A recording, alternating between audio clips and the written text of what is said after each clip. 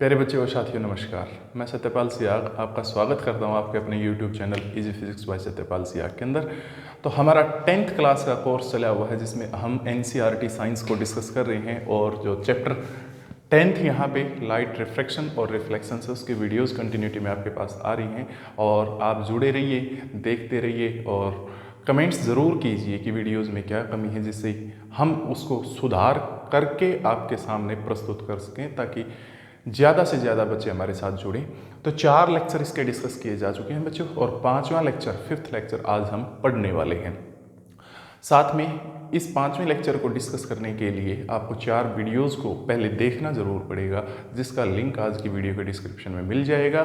तो जुड़े रहिए हमारे साथ और देखते रहिए एजे फिजिक्स बाय सत्यपाल सियाग। क्या है बेटा जी हमारे पास आज के लेक्चर के अंदर रिफ्रैक्शन ऑफ लाइट, जिसको हमारे प्यारे प्यारे हिंदी मीडियम के छात्र एवं छात्राएं प्रकाश का अपवर्तन बोलते हैं। बहुत ज़्यादा इम्पोर्टेंट है आपके paper point of view as well as simple knowledge point of view से, और सभी कम्पिटिटिव एग्जाम्स चाहे वो किसी भी लेवल का हो बेटा ये उसके लिए बेसिक रहेगा। तो क्या होता है जी, सबसे पहले मैं इसकी शुरुआत जब करूंगा तो कुछ बेसिक सी बातें बताने के बाद ये आर्टिकल डिस्कस करूंगा।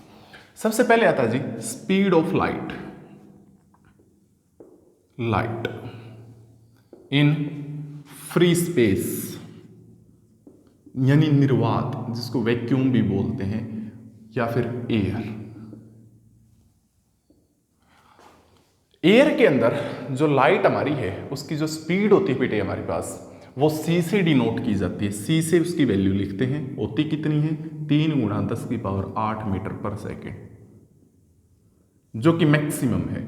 इससे ज़्यादा किसी वस्तु की स्पीड नहीं हो सकती फ्री स्पेस, वैक्यूम या एयर के अंदर, या किसी भी मीडियम की बात करें, किसी भी माध्यम की बात करें, इससे ज़्यादा किसी की स्पीड आज तक डिटेक्ट ही नहीं हुई है। मैक्सिमम स्पीड केवल लाइट की है, और वो भी कहाँ पे, यदि माध्यम निर्वात हो, means medium free space, air या फिर वैक्यूम हो। तो किसी और मीडियम की बात की जाए, किसी और मीडियम की, सपोज हम जैसे ग्लास है, कांच, इसमें से अगर लाइट चल रही हो तो उस समय स्पीड क्या होगी बेटे, v से लिखी जाती है। किससे लिखते हैं प्यारे बच्चों, v से, और वो हमेशा इस वैल्यू से कम मिलेगी, इससे हमेशा कम होगी। तो for any another medium, for a medium, वो मीडियम चाहे कैसा ही भी हो जिसमें से लाइट चल सकती है, एग्जाम्पल पानी है, कांच है, या हमारे पास पारदर्शी प्लास्टिक, ट्रांसपेरेंट प्लास्टिक होते हैं।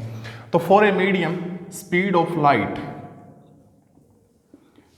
वो किससे डिनोट की जाती है प्यारे बच्चों, v से डिनोट की जाती है, और उसकी वैल्यू चेंज करती है मीडियम टू मीडियम। अलग अलग मीडियम में इसकी वैल्यू अलग मिलेगी, कांच में अलग मिलेगी, पानी में अलग मिलेगी, सरसों के तेल में अलग मिलेगी, और जो ट्रांसपेरेंट प्लास्टिक शीट्स हैं उनके अंदर अलग मिलेगी। तो ये अलग अलग वैल्यू, ये वैल्यू कॉन्स्टेंट होती है, फ्री स्पेस में वैल्यू इतनी होती है। तो यहां से फिर एक चीज आती है बेटे, एक टर्म होती है रिफ्रैक्टिव इंडेक्स, रिफ्रैक्टिव इंडेक्स, जिसको हम n से लिखते हैं, स्मॉल n से। रिफ्रैक्टिव इंडेक्स स्मॉल n से उसको लिखा जाता है, डिफाइन करेंगे अभी हम। और हिंदी वाले जो स्टूडेंट्स हमारे हैं, छात्र एवं छात्राएं, वो इसको अपवर्तनांक बोलते हैं बेटा। अपवर्तनांक होता क्या है ये, पहले डेफिनेशन फिर वैल्यूज। तो refractive index of a medium is defined as the ratio of speed of light in vacuum to the speed of light in the given medium. Refractive index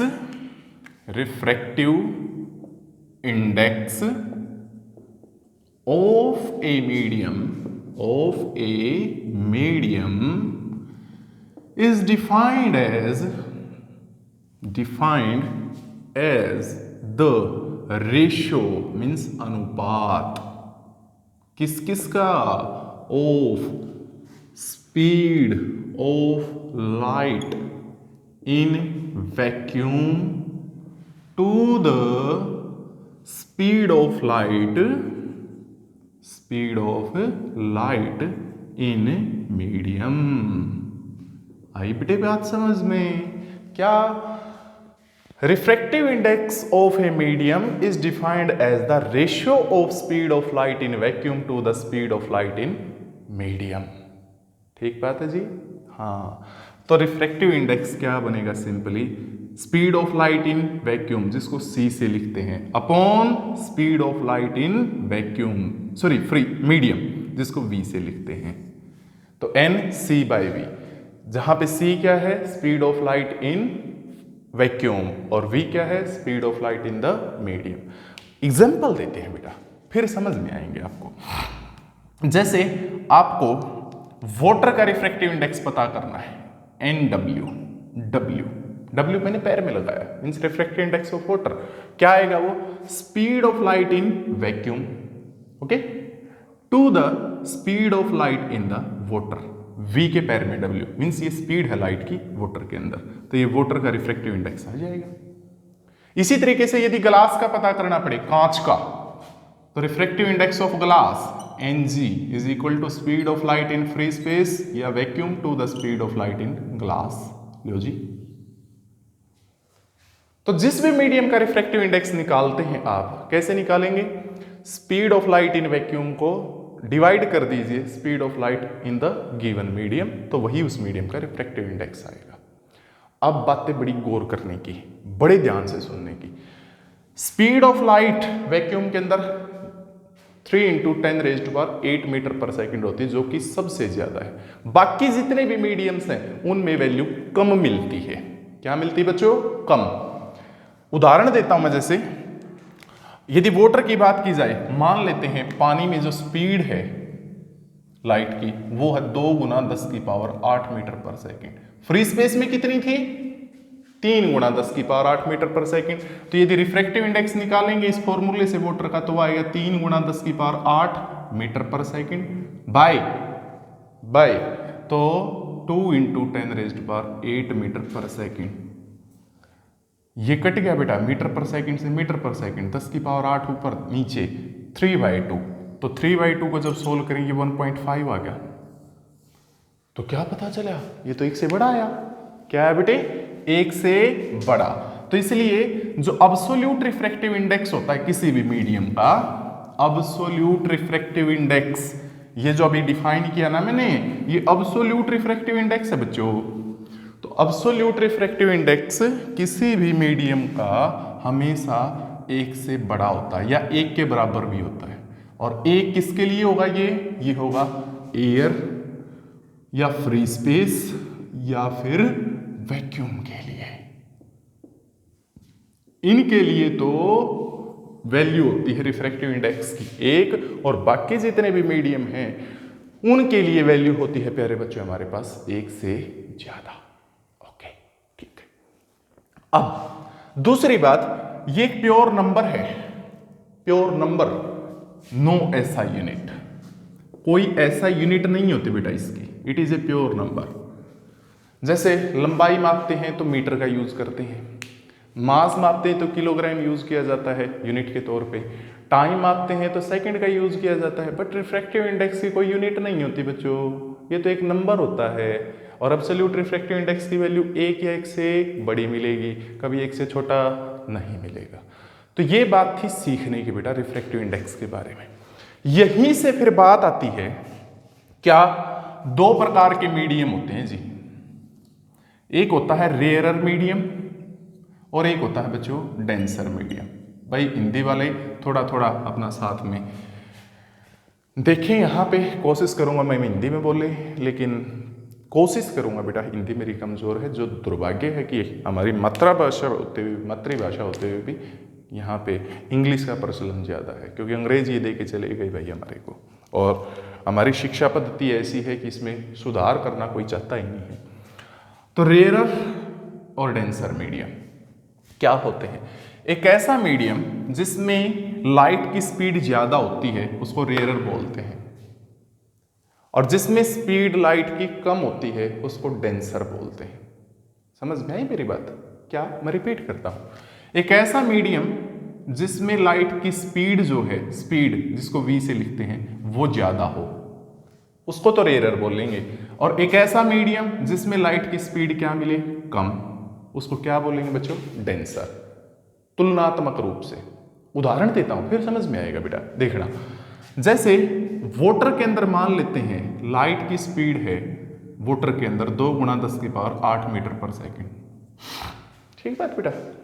और एक ले लिया मैंने कांच, ग्लास, और ग्लास में मान लेता हूं वैल्यू है 1 × 10⁸ मीटर पर सेकेंड। तो ज्यादा किस में है?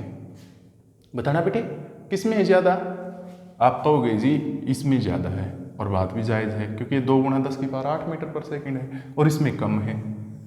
तो क्या बोला जाएगा यहां पे? जब इनकी तुलना की जाएगी तो तुलना करने के बाद हम ये बताएंगे कि वाटर तो रेयरर मीडियम है बच्चों, ये तो रेयरर है, और ग्लास क्या है बेटे?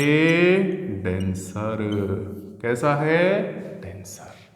तो जिस मीडियम के अंदर यदि 2 मीडियम हमारे को दिए गए हैं, 2 माध्यम दे दिए गए, जिसमें लाइट की स्पीड ज्यादा वो तो रेयरर, और जिसमें कम वो डेंसर। समझ गए ना बेटे? अब रिफ्रैक्टिव इंडेक्स से भी हम पता कर सकते हैं कि कौन सा मीडियम रेयरर है और कौन सा डेंसर है। रिफ्रैक्टिव इंडेक्स भी सहायता करता है हमारी, क्योंकि जिस मीडियम में लाइट की स्पीड ज्यादा होगी, क्या होगी बेटे? ज्यादा, उस मीडियम का रिफ्रैक्टिव इंडेक्स कम मिलेगा। उल्टा चलेगी बात बेटे, यहां पे लाइट की स्पीड मीडियम में ज्यादा तो उसका रिफ्रैक्टिव इंडेक्स कम, स्पीड कम तो रिफ्रैक्टिव इंडेक्स ज्यादा। ओके, किसी मीडियम में यदि लाइट की स्पीड ज्यादा है तो उसका रिफ्रैक्टिव इंडेक्स कम होगा। ठीक बात बेटा। और जिस मीडियम में लाइट की स्पीड कम होगी उसका रिफ्रैक्टिव इंडेक्स ज्यादा मिलेगा। उदाहरण लेते हैं, अब जैसे 2 मीडियम हैं, कोई भी मान लीजिए, यही मान लो बेटा हमारे पास, जैसे वाटर और ग्लास। वाटर का रिफ्रैक्टिव इंडेक्स सपोज क्या है? 1.5। उदाहरण लेता हूं, एग्जांपल ले रहा हूं। और जो ग्लास है ये तो वाटर का है, और जो ग्लास हमारे पास है कांच, उसका रिफ्रैक्टिव इंडेक्स सपोज ले लीजिए 2 है। ज्यादा कौन से का है?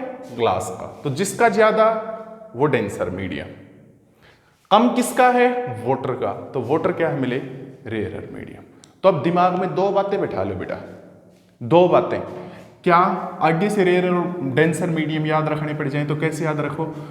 जिसमें लाइट की स्पीड ज्यादा, रिफ्रैक्टिव इंडेक्स कम, वो रेयरर मीडियम है।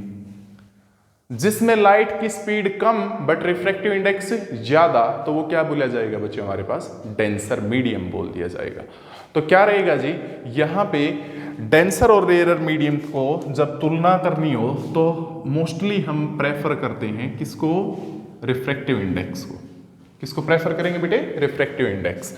तो यदि 2 मीडियम, एक का रिफ्रैक्टिव इंडेक्स n1, दूसरा मीडियम जिसका रिफ्रैक्टिव इंडेक्स n2, तो यदि n1 की वैल्यू क्या हो बेटे? n2 से ज्यादा हो तो ये डेंसर वाला है और ये क्या है बच्चों? रेयरर वाला है। ठीक है जी। ये था बच्चों हमारे पास कंसेप्ट रिफ्रैक्टिव इंडेक्स और उसके साथ में रेयरर और डेंसर मीडियम का। अब आता है रिलेटिव रिफ्रैक्टिव इंडेक्स, वो और मैं बता देता हूं, फिर रिफ्रैक्शन पे चलेंगे। नेक्स्ट आता है जी रिलेटिव, ये पहले पढ़ा था वो अब्सोल्यूट था। Relative refractive index,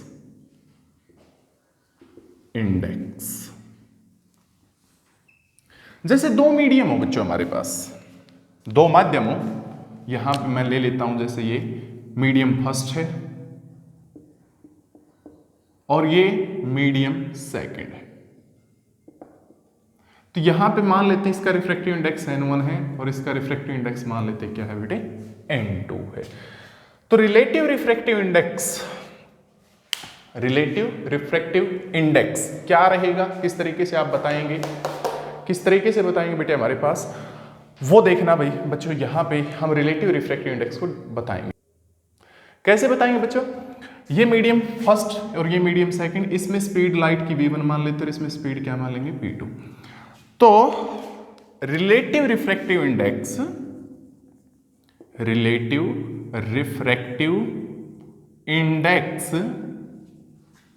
of second medium with respect to, किसके संदर्भ में? Medium first is defined as speed of light in first medium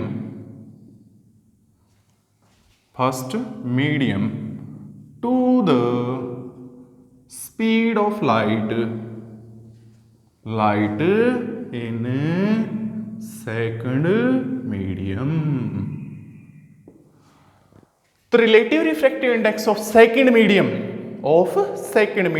with respect to first medium is defined as the speed of light in first medium to the speed of light in second medium. Defined as ratio लिखना भूलिया बेटे मैं, कोई बात नहीं, ratio of speed of light in first medium to the speed of light in second medium. तो relative refractive index किसका लिख रहे हैं? सेकेंड मीडियम का. किसके रिस्पेक्ट में? First medium. नोटेशन ये रहेगी n के पैर में 2 1. क्या बोलेंगे आप इसको? Relative refractive index of second medium with respect to first. पहले 2 फिर 1. तो relative refractive index of second medium किसके रिस्पेक्ट में? फर्स्ट. पहले वो लिखा जाएगा जिसका निकाल रहे हैं, बाद में वो लिखा जाएगा जिसके रिस्पेक्ट में. तो मींस n21 को बोलेंगे क्या? Relative refractive index of second medium with respect to first medium. ये नोटेशन रहेगी बेटा.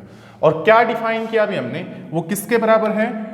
Ratio of speed of light in first medium to the speed of light in second medium. यानी अनुपात लेना है आपको speed of light in first medium to the speed of light in second medium. तो ये क्या आ जाएगा बच्चों हमारे पास? रिलेटिव रिफ्रैक्टिव इंडेक्स होगा सेकेंड मीडियम का with respect to first medium. थोड़ा सा जो बुक में नहीं है आपकी, मैं थोड़ा सा इसको एडवांस और बताना चाहूंगा. वो देखो भाई शाबाश, इसको यूं लिख दें v1 बाई v2 है तो v1 ऊपर भी c से गुना करवा दी, v2 नीचे भी c से गुना करवा दी.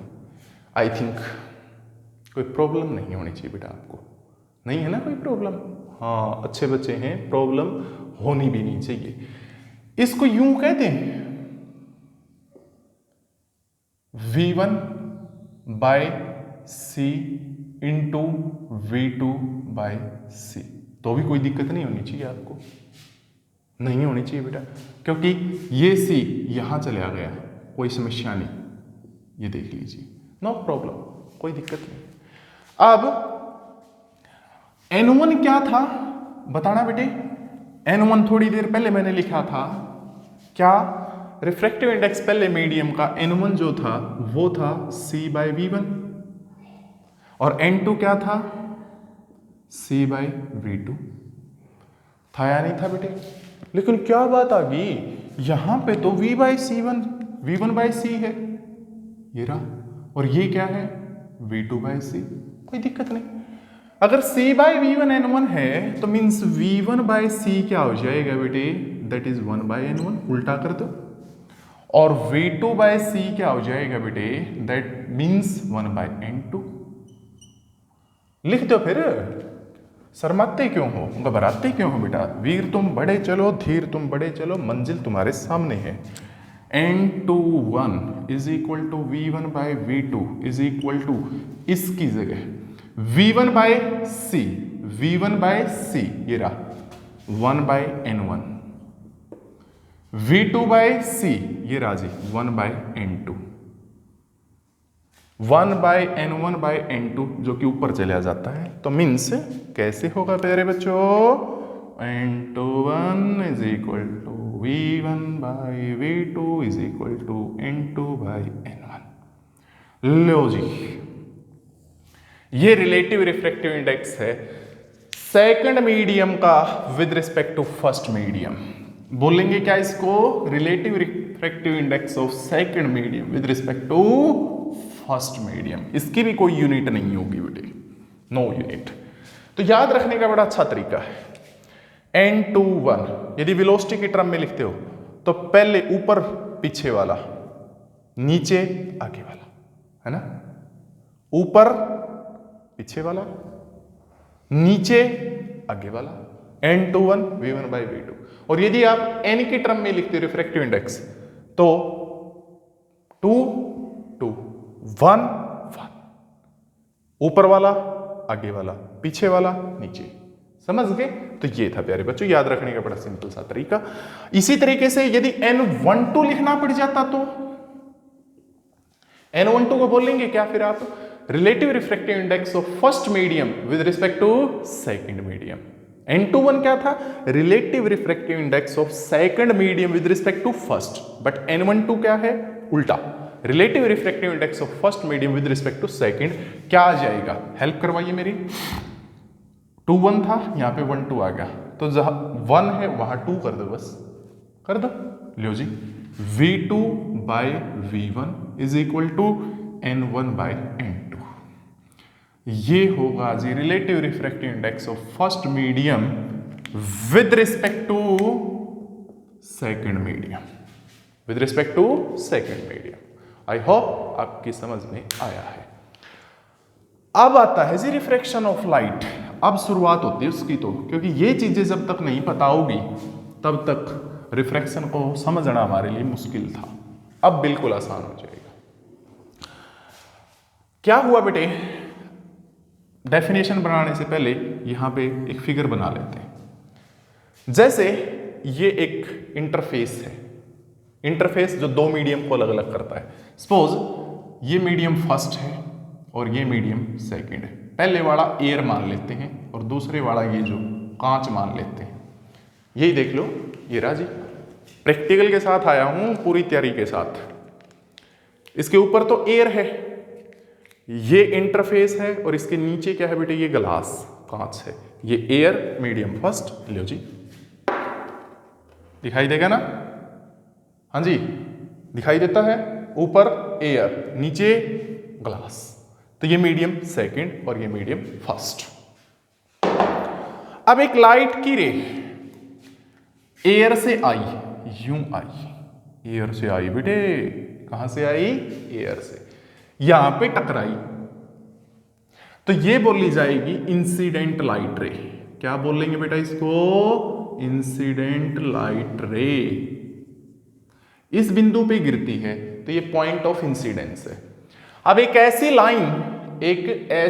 लाइन जो इस बिंदु पे बिल्कुल सरफेस के साथ 90 डिग्री का एंगल बनाए। कितना एंगल बनाए बच्चों? 90 डिग्री। देखना बेटा, ये लाइन है और इसने इस सरफेस के साथ कितना एंगल बना रखा है? 90। तो ये क्या बोली जाएगी बेटा? नॉर्मल। क्या बोलेंगे भाई और बहनों? नॉर्मल। ठीक है जी। नॉर्मल के साथ इंसिडेंट लाइट रे ने जो ये एंगल बनाया हुआ है, that is angle of incidence I. क्या बोला जाएगा बेटे? Angle of incidence I.